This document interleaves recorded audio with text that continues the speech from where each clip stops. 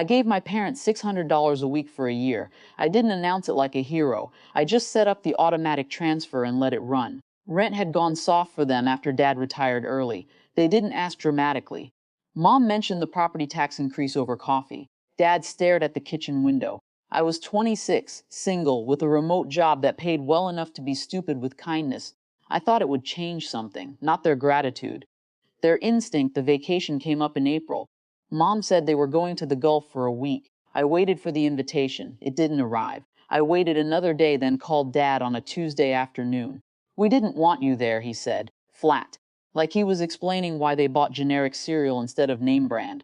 You're not good on trips. You get quiet. It throws off the mood. I didn't argue. I didn't list the $52,000 I had handed over. I just said okay and hung up. That night I logged into my bank account and deleted the weekly transfer. It took 11 seconds. 24 hours passed in a dry, hollow sort of peace. I went to work. I made dinner.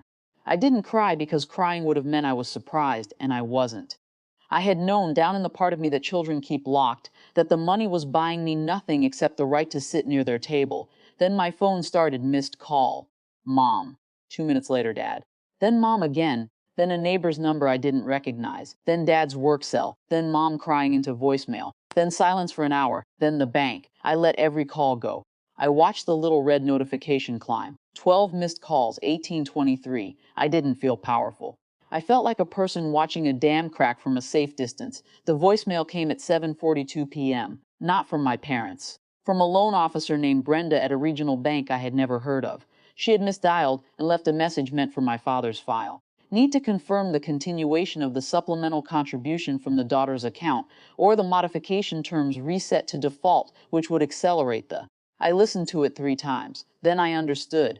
My $600 a week had been collateral, not in writing, not on paper, but in the soft mathematics of what a loan officer accepts as stable income. My parents had told the bank they had family support. The bank had believed them, and I had just pulled the floor out from under their mortgage renegotiation. I did not call them back that night. I called them back the next morning from my desk with my coffee going cold. Mom answered on the first ring. She was already crying. Sweetheart, the bank called, and they said, I know what they said. Dad got on the extension. He didn't apologize. He cleared his throat and said, we need you to restart the transfers for 3 more months, just until the paperwork clears, and then we can. I waited 3 seconds.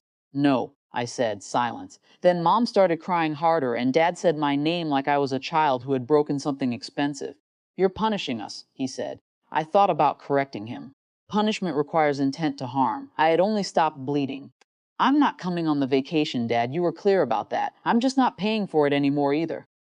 I hung up before he could answer. Not fast, just final. They called 27 more times over the next 2 weeks. I answered twice. The second time, Dad said the bank had denied their modification. He said it in a voice I had never heard before. Not angry, not sad, but small.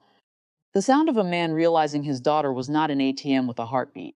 I did not tell him I was sorry. I was not sorry. I was tired. And for the first time in a year, I was not $600 lighter every Tuesday. The vacation happened without me. Mom sent 3 photos by accident. I deleted them. That was the month I learned that family is not who you fund. It's who saves you a seat.